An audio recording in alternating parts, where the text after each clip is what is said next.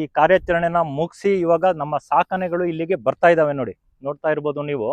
ಈಗ ಒಂದು ಕಾರ್ಯನ ಯಶಸ್ವಿ, ಇದನ್ನು ಕೂಡ ಒಂದು ಸುಲಭ ಅಂತ ಏನಿಲ್ಲ. ನಮ್ಮ ಸಾಕಣೆಗಳಿಗೆ ಇದು ಬೇಗ ಮುಗಿಸ್ತು ಅಂತ ಹೇಳ್ಬಿಟ್ಟು ಇದು ಈಸಿಯಾಗಿ ಮಾಡ್ತು ಅಂತಲ್ಲ, ಅಷ್ಟೇ ರಿಸ್ಕ್ ಇದೆ. ಊಟ ತಿಂಡಿ ಇಲ್ದಲೆ ಆ ತೋಟದೊಳಗಡೆ ಹೋಗಿ ಆ ಕಾಡಾನೆ ಹಿಂದೆ ಹೋಗಿ ಅದನ್ನ ಒಂದು ರೇಡಿಯೋ ಕಾಲರ್ ಅಳವಡಿಕೆ ಆಗಿರ್ಬೋದು, ಸೆರೆ ಹಿಡಿಯೋದಾಗಿರ್ಬೋದು, ಊಟ ತಿಂಡಿ ಏನು ಹೊಟ್ಟೆಗೆ ಒಂದು ನೀರು ಕೂಡ ಅಲ್ಲಿ ಸಿಗಲ್ಲ. ತೋಟದಲ್ಲಿ ನೀರು ಕೂಡ ಖಾಲಿ ಆಗ್ಬಿಡುತ್ತೆ ಕುಡಿದು. ಆ ರೀತಿ ಆ ಒಂದು ಕಷ್ಟದಲ್ಲೂ ಕೂಡ ಈ ಕಾರ್ಯನ ನಿರ್ವಹಿಸಬೇಕಾಗುತ್ತೆ. ಹಾಗಾಗಿ ನಮ್ಮ ಇಲಾಖೆಗೆ ನಾವು ಧನ್ಯವಾದನ ತಿಳಿಸ್ಬೇಕು. ವಿತ್ ನಮ್ಮ ಸಾಕಣೆಗಳಿಗೂ ಕೂಡ ಧನ್ಯವಾದನ ಅರ್ಪಿಸ್ಬೇಕು. ನಮ್ಮ ನೋಡಿ, ಸಾಕಣೆ ಬಂತು, ಇವತ್ತಿನ ಒಂದು ಕಾರ್ಯನ ನಿರ್ವಹಿಸಿ ಇವಾಗ ಕ್ಯಾಂಪಿಗೆ ಬರ್ತಾ ಇದೆ, ನೋಡ್ತಾ ಇರ್ಬೋದು ನೀವು. ರೇಡಿಯೋ ಕಾಲರಿಂಗ್ ಅಂದ್ರೆ ಒಂದು ಅರ್ಧ ಗಂಟೆ ಮುಗಿದೋಯ್ತದೆ ಟ್ರ್ಯಾಕಿಂಗ್ ಆಗಿ. ಹೌದು, ಇವತ್ತೊಂದು 3 ಅವರೇ ಆಗೋಯ್ತು. ಫುಲ್ ರೋಚಕ ಕಾರ್ಯಾಚರಣೆ ಆಯ್ತು. ಹೌದು. ಯಾಕಂತ ಹೇಳಿದ್ರೆ ಅಕ್ಕಪಕ್ಕ ಕಾಡಾನೆಗಳ ಗುಂಪಿದೆ.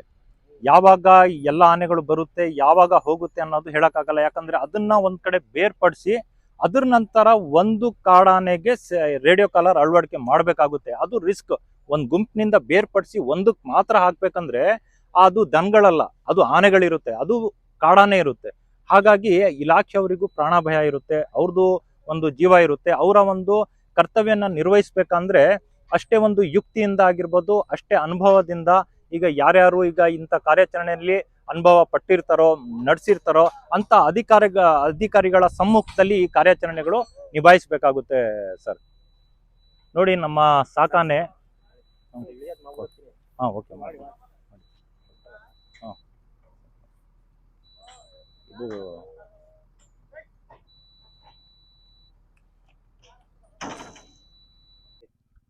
ಈಗ ನಿಮ್ ಸೈಡ್ ಇವತ್ತು ಕಾರ್ಯಾಚರಣೆ ಆಗಿದ್ದು ರೇಡಿಯೋ ಕಲರ್ ಹಾಕಿದ್ದಾರೆ. ಹೌದು. ಹೇಗಿತ್ತು ಇವತ್ತು ಕಾರ್ಯಾಚರಣೆ? ಕಾರ್ಯಾಚರಣೆ ಅಂತ ಹೇಳಿದ್ರೆ ಈಗ ನಮ್ಮ ಭುವನೇಶ್ವರಿ ಏನ್ ಗುಂಪಿದೆ, ಭುವನೇಶ್ವರಿ ಅಂತ ಏನ್ ನಾವು ಕರಿತೀವಿ, ಆ ಆನೆನ ಒಂದು ರೇಡಿಯೋ ಕಲರ್ ಹಾಕಿ ಒಂದು 2.5-3 ವರ್ಷ ಹಿಂದೆ ಅದನ್ನ 3 ವರ್ಷಕ್ಕೊಂದ್ಸತಿ ಚೇಂಜ್ ಮಾಡ್ತಾರೆ. ಅದು ಈಗ 2026, ಅದು ಈಗ 2.5 ವರ್ಷ ಕಳೆದೋಯ್ತು. ಹಾಗಾಗಿ ಅದು ಕೆಟ್ಟೋಗಿರುತ್ತೋ ಇಲ್ಲ ಅದು ಬಿಚ್ಚೋಗಿರುತ್ತೋ ಅದು ವರ್ಕ್ ಮಾಡಲ್ಲ. ಹಾಗಾಗಿ ಮೆಸೇಜ್ ಏನು ಜನಗಳಿಗೆ, ರೈತರಿಗಾಗಿರ್ಬೋದು, ಏನು ಮೆಸೇಜ್ ಕೊಡ್ತಾರೆ ಆ ಸಿಗ್ನಲ್ ತೋರಿಸಲ್ಲ.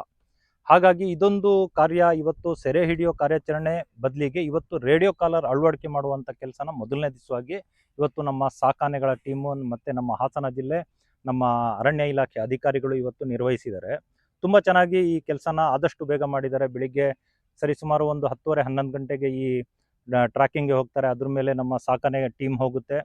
ಅದ್ರ ನಂತರ ನಮ್ಮ ಮಡಿಕೇರಿ ಡಿವಿಷನ್ನು ಮತ್ತು ಬಂಡೀಪುರ, ನಾಗರಹೊಳೆಯಿಂದ ಎಲ್ಲ ಕಡೆಯಿಂದ ಈಗ ಹೆಚ್ಚು ಕಡಿಮೆ ಒಂದು 300ರಿಂದ ಅಧಿಕ ಒಂದು ಸಿಬ್ಬಂದಿಗಳು ಮತ್ತು ಅಧಿಕಾರಿಗಳು ಕೆಲಸ ಮಾಡ್ತಾರೆ ಈ ಒಂದು ಕಾರ್ಯಾಚರಣೆಯಲ್ಲಿ. ಇದು ತುಂಬ ಚೆನ್ನಾಗಾಗಿದೆ. ಇವತ್ತಿನ ಒಂದು ಮೊದಲನೇ ದಿವಸ ಕಾರ್ಯಾಚರಣೆ ತುಂಬ ಒಂದು ಭುವನೇಶ್ವರಿ ಅಂತ ಹೇಳಿದರೆ ತುಂಬ ಒಂದು ಸ್ಟ್ರಾಂಗ್, ಆ ಒಂದು ಗುಂಪಲ್ಲಿ ಸ್ಟ್ರಾಂಗ್ ಅಂದರೆ ತುಂಬ ಅಗ್ರೆಸಿವ್ ಆನೆನೆ, ತುಂಬ ಒಂದು ಫೈಟ್ ಕೊಡುವಂಥ ಆನೆನೆ. ಆದರೆ ನಮ್ಮ ಸಾಕಾನೆಗಳು ಕೂಡ ತುಂಬ ಒಂದು ಬಲಿಷ್ಠವಾಗಿದೆ. ಹಾಗಾಗಿ ಈ ನಮ್ಮ ಡಾಕ್ಟರ್ ಆದಂತಹ ನಮ್ಮ ಆದರ್ಶ್ ಡಾಕ್ಟರ್ ಆಗಿರ್ಬೋದು, ವಸೀಂ ಡಾಕ್ಟರ್ ಆಗಿರ್ಬೋದು, ಮತ್ತು ಇನ್ನೊಬ್ಬರು ನಮ್ಮ ವಿನಾಯಕ ಡಾಕ್ಟ್ರು, ಅವರೆಲ್ಲ ಸೇರಿಕೊಂಡು ಒಂದು ಈ ಕಾರ್ಯನ ಆರಾಮಾಗಿ ಒಂದು ಯಶಸ್ವಿಯಾಗಿ ನಿರ್ವಹಿಸಿದ್ದಾರೆ ಅಂತ ಹೇಳ್ತೀನಿ ಕಿರಣ್. ಇವತ್ತು ನಿಮ್ಮ ಸೈಡ್ ಸಿಕ್ಕಾಪಟ್ಟೆ ಮಳೆಯಲ್ಲಿ ಕಾರ್ಯಾಚರಣೆ ಮಾಡಿದ್ದಾರೆ. ಮಳೆಯಲ್ಲಿ ಕಾರ್ಯಾಚರಣೆ ಕಷ್ಟನ ಹೆಂಗೆ? ಹೌದು, ಮಳೆಯಲ್ಲಿ ಅಂತ ಹೇಳಿದ್ರೆ ಡಾಟ್ ಹೊಡೆದಾಗ ಅರವಳಿಕೆ ನಿಲ್ಲಲ್ಲ ಅಂತ ಹೇಳ್ತಾರೆ. ಯಾಕಂದ್ರೆ ಮಳೆ ತುಂಬಾ ಇರುತ್ತೆ, ನೀರು ಬಿದ್ದರೆ ಅರವಳಿಕೆ ನಿಲ್ಲಲ್ಲ ಅಂತ ಹೇಳ್ಬಿಟ್ಟು.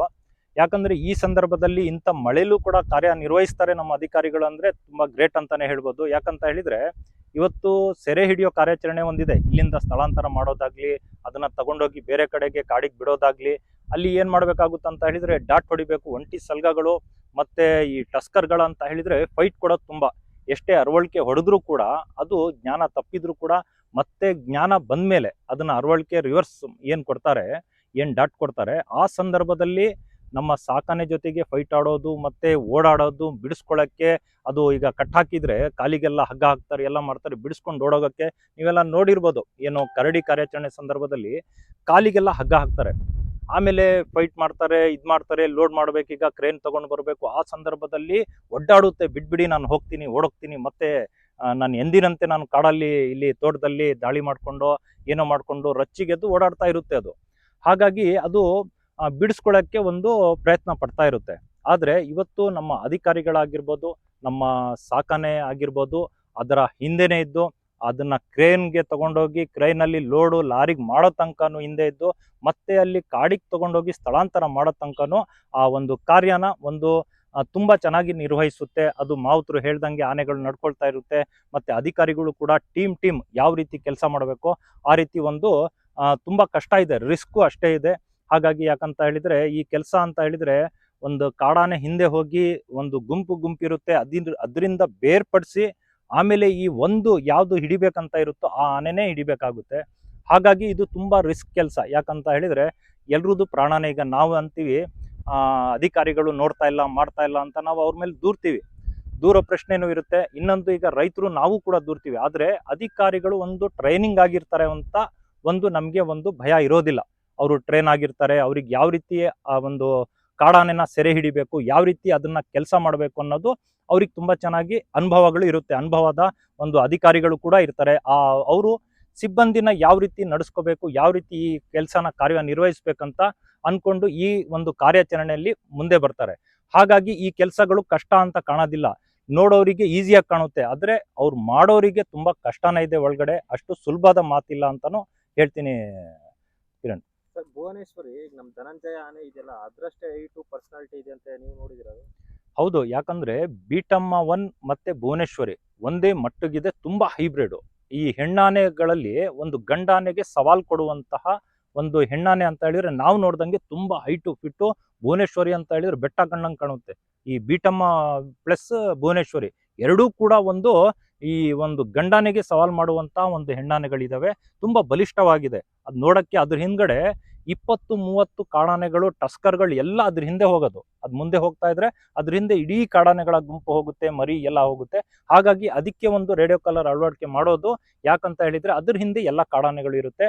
ಆವಾಗ ಗೊತ್ತಾಗುತ್ತೆ ಎಲ್ಲಿದೆ ನಮ್ಮ ಕಾಡಾನೆಗಳು, ಯಾವ ತೋಟದಲ್ಲಿದೆ, ಎಲ್ಲಿಂದ ಎಲ್ಲಿಗೆ ರವಾನಿ ಆಗ್ತಾ ಇದೆ ಅನ್ನೋದು ತುಂಬಾ ಚೆನ್ನಾಗಿ ಗೊತ್ತಾಗುತ್ತೆ ಅಂತ ಈ ಒಂದು ಕೆಲಸನ ಇವತ್ತು ಅಧಿಕಾರಿಗಳು ಯಾವ್ದನ್ನ ಗುರುತುಪಡಿಸಿ ಮಾಡ್ತೀವಿ ಅಂತ ಹೇಳ್ತಾರಲ್ಲ, ಅದೇ ರೀತಿ ಇವತ್ತು ಭುವನೇಶ್ವರಿ, ಬೀಟಮ್ಮ ಮತ್ತೆ ಬೀಟಮ್ಮ 2 ಅಂತ ಇದೆ. ಅದ್ರ ಹಿಂದೆನೂ ಕೂಡ 10-15 ಆನೆಗಳು ಯಾವತ್ತೂ ಇರುತ್ತೆ. ಮತ್ತೆ ನಮ್ಮ ಭೀಮ ಬಂದರೂ ಕೂಡ ಎಲ್ಲ ಈ ಒಂದು ತಂಡದಲ್ಲಿ ಮೀಟ್ ಆಗ್ತಾ ಇರ್ತಾನೆ, ಎಲ್ಲ ಕಡೆ ಭೇಟಿ ಆಗ್ತಾ ಇರ್ತಾನೆ. ಈಗ ಭುವನೇಶ್ವರಿ ಒಂದ್ ಕಡೆ ಇದ್ರೆ ಬೀಟಮ್ಮ ಒಂದ್ ಕಡೆ ಇರುತ್ತೆ, ಮತ್ತೆ ಬೀಟಮ್ಮ 2 ಒಂದ್ ಕಡೆ ಇರುತ್ತೆ.